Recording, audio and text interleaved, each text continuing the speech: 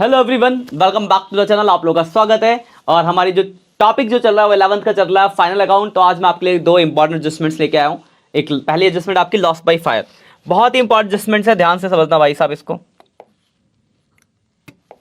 Goods loss by fire, goods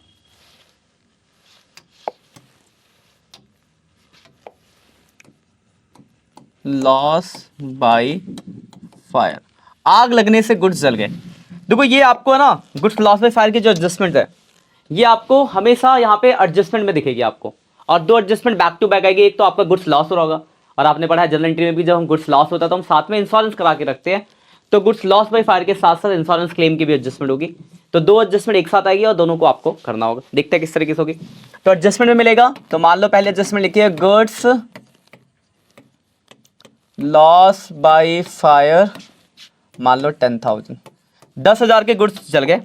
अब मैंने कहा था साथ में इंश्योरेंस क्लेम भी होगा, तो दूसरे एडजस्टमेंट इंश्योरेंस क्लेम रिसीव की, इंश्योरेंस क्लेम रिसीव मान लो 80%। मतलब क्या है, 10,000 का लॉस हुआ, 8,000 का क्लेम मिल गया। देखो दोनों ही एडजस्टमेंट है, और हमने पढ़ा है कि एडजस्टमेंट का दो जगह इफेक्ट पड़ता है। तो पहले गुड्स लॉस की बात करते हैं। देखो गुड्स लॉस बाय फायर हुआ, आप बताओ, खुद बताओ, गुड्स अगर लॉस बाय फायर होगा, मैं लाइन खींच देता हूँ, फिर मैं आपसे डिस्कस करूंगा, और एक बैलेंस शीट पे भी फर्क पड़ेगा इसका, देख लेते हैं। आप खुद समझो, अगर गुड्स लॉस बाय फायर हो रहा है तो इसकी जनरल एंट्री क्या होती थी? तो आप बोलोगे sir goods loss by fire की एंट्री होती थी loss by fire account debit to purchase. मतलब आपके गुड्स कम होते थे। तो बस यही करना आपको, पहला जो इफेक्ट पड़ेगा, यहाँ जो परचेज दिया होता था, इस परचेज में से आप माइनस कर दोगे goods loss by fire. Goods loss by fire कितने का लॉस हुआ? 10,000 रुपए का।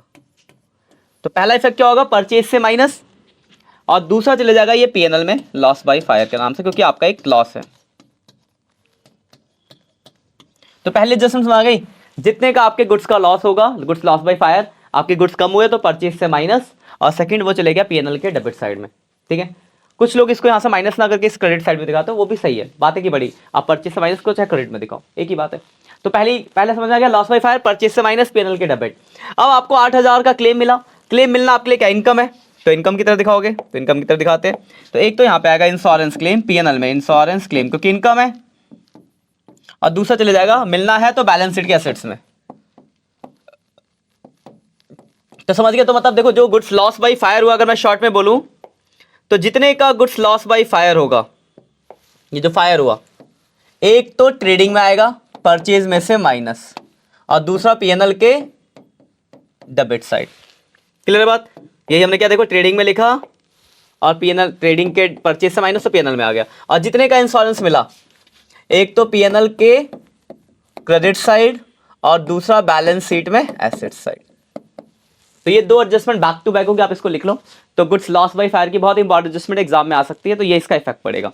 और आपको जब भी मान लो सीबी की एडजस्टमेंट होगी, सिर्फ goods loss by fire, claim नहीं है, तो एक एडजस्टमेंट का दिखा देना। लेकिन हमेशा क्वेश्चन में जब होता है तो लॉस बाय फायर के साथ साथ इंश्योरेंस क्लेम दिया होता है, तो एक साथ दोनों एडजस्टमेंट होगी, और दोनों का इफेक्ट आपको दिखाना पड़ेगा। एक एडजस्टमेंट और है, वो बताता हूं, क्रेडिटर के ऊपर।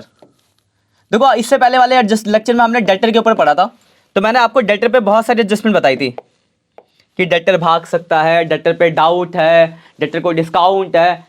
पर क्रेडिटर कौन है? क्रेडिटर वो है जिसको आपसे पैसे लेने हैं। तो किसी को आपसे पैसे लेने हैं, तो क्या वो भागेगा?